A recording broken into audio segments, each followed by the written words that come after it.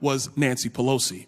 So when we want to talk about National Guard being here and the timetable of them getting here, it's important to understand that there were National Guard in the District of Columbia, and their limitation of coming to the Capitol was not due to anybody else, because the president is not authorized to deploy troops to the Capitol, separation of powers.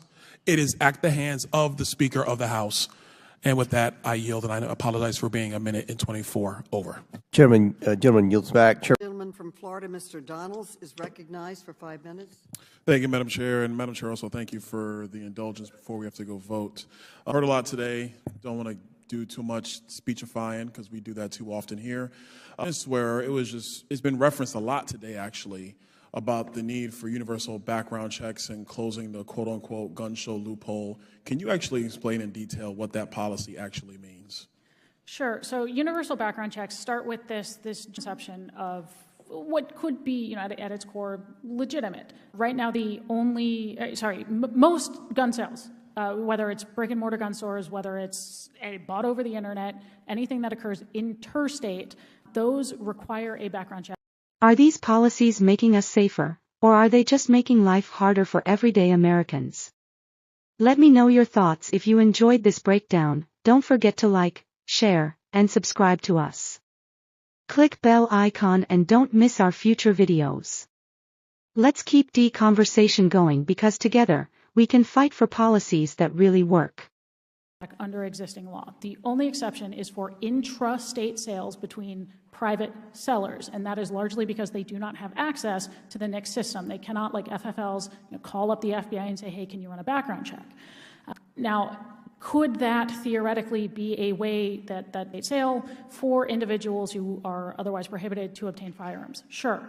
As I point out, the problems with H.R. 8 and all of those other bills is that this is a low-reward endeavor. This is already not how most criminals are obtaining their firearms. They're already obtaining them through the black market, through informal channels that are not in any way, shape, or form addressed by interstate private sales. And on top of that, things like H.R. 8 would criminalize a whole host of responsible temporary low-risk transfers between law-abiding citizens. Like if your buddy wants to borrow your hunting rifle, or you're going on a month-long trip to Europe and you want your guns to be secured in your friend's safe next door, you'd have to go through a background check, legally transfer title of your guns to that individual, and then legally transfer title back to yourself when you're done. So that's the problem. So Ms. Ware, real quick. So the policy of universal background checks, would that have stopped the shooter in Uvalde from acquiring his weapon? It would not have stopped the shooter in Uvalde. Would it have stopped the shooter in Parkland from acquiring his weapon? It would not have stopped, with perhaps one lone exception, a single mass public shooter in the last 20 years, because they all either passed or were capable of passing background checks, and that's the problem. The shooter in Sandy Hook,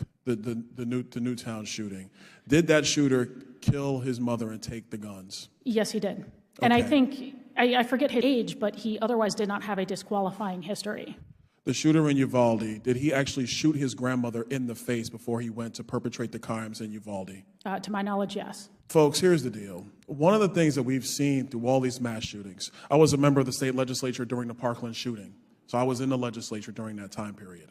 The one thing is crystal clear, that these mass shooters that target our schools are all psychopaths. They are psychotic. In Parkland, the red flags were there for everybody to see. The school district did not act. That came out in the Parkland report. The not secured. That came out in the Parkland report. In Uvalde, the back door was open. It was open, wide open.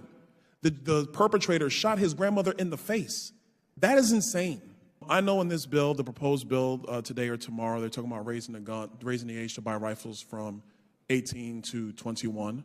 Are we now going to say that a 19-year-old who is a legal adult in the United States does not have the mental capacity to own a shotgun or an AR-15, but they have the mental capacity to enlist in the military? They have the mental capacity to actually sign legal contracts. They have the mental capacity to be treated as an adult by law enforcement. And they also have the mental capacity to vote in the United States, but they don't have the mental capacity to own a shotgun or to own a rifle and not inflict harm on their fellow man. Look, man, two of them are school age now.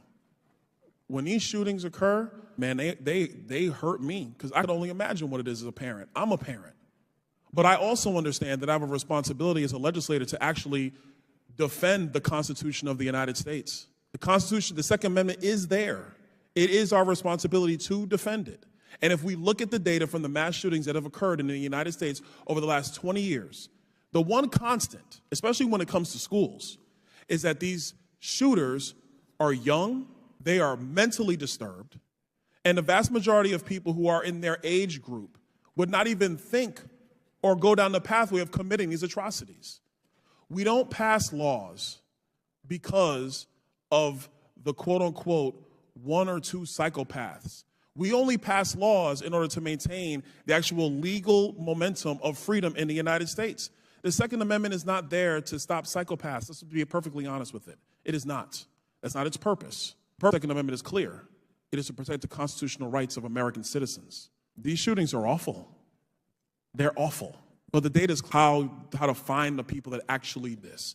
And the measures put in front of us would not have actually stopped these shootings. I'll yield back. The gentleman's time has expired. Votes have been called.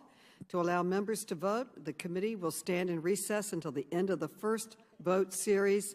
The committee stands in recess. You want to loan your hunting rifle to a friend for a weekend trip or ask your neighbor to hold on to your firearms while you're out of town. Meanwhile, criminals are out there buying guns on the black market, completely ignoring the law. This is what happens when legislation targets the wrong people. Instead of protecting us, it punishes law-abiding citizens.